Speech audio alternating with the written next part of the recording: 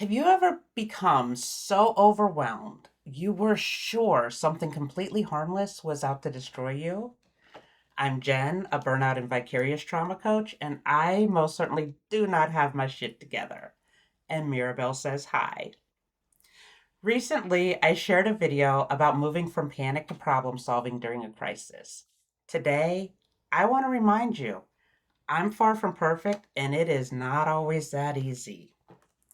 Several years ago, I accepted an invite to a posh networking event in Denver. I'd recently returned to the Front Range after years living on a ranch outside a town of 400 people. To say I was struggling readjusting to navigating cities would be an understatement.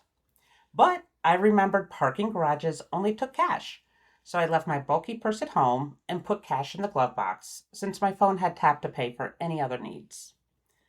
I left early to account for traffic, still got there late, found a garage near the event, and raced inside. The event was fine. Not worth the stressful rush hour drive, but fine. When I got back to my car, that's when the infernal parking garage began its campaign against me. There were no exit signs, so I kept driving deeper underground, unable to turn around. I remembered most garages have a turnabout at the bottom, so I nervously kept going. The garage got darker and even narrower, the clearance lower, and I became fully convinced this place was luring me to the deepest pits of hell.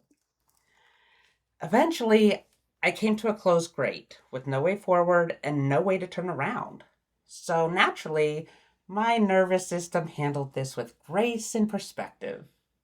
No, I was utterly panicking. Rational brain was long gone. Shaking, I decided to back my way out of this nightmare. Then a car appeared behind me and started blaring its horn. Suddenly, the gate opened. I pulled through and found a spot to let them pass. I headed back towards freedom, except, of course, the gate had closed. I got out of my car looking for a button to open it. Nothing. At this point, I knew this garage intended to claim my soul for eternity. That archaeologists would find my bones 100 years from now and debate the manner of my demise. I eased my car forward and must have hit a pressure plate because the gate mercifully rose. I wound my way back up through the circles of hell and finally found the exit.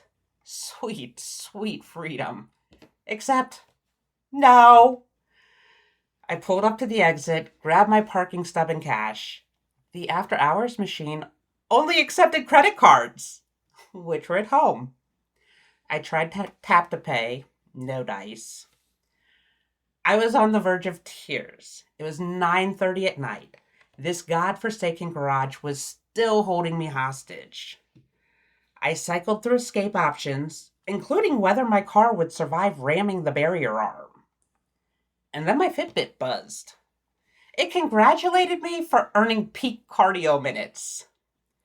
I yelled, "That's because I'm not using my skills. This is not to be celebrated." Not my most dignified moment, but it worked. Because that is what snapped me back to reality. So I took a breath and another. As I calmed down, I finally noticed a call button and pushed it. The person on the crackly speaker was less than helpful. "The machine only takes cards." "Yes," I said, summoning every ounce of restraint I had left. "That is why I'm calling." After some back and forth, they finally asked for my license plate number and agreed to send me a bill. The barrier arm lifted. I was free. So I put on some good music and drove home. By the time I got there, I was completely fine, which tells you everything about how unnecessary the panic spiral was. Because once I could actually think again, there was no longer a diabolical parking structure, just a problem I couldn't solve while panicking. So here's my question for you. What's the most ridiculous thing you've ever been convinced was personally out to destroy you when you were overwhelmed? And what brought you back? Drop it in the comments. I'd love to know. And if you want more real stories like this, parking garage nightmares, absurdity, and proof that panic makes everything harder, give this a like. Maybe share it with someone who needs a laugh and stick around. There's plenty more coming.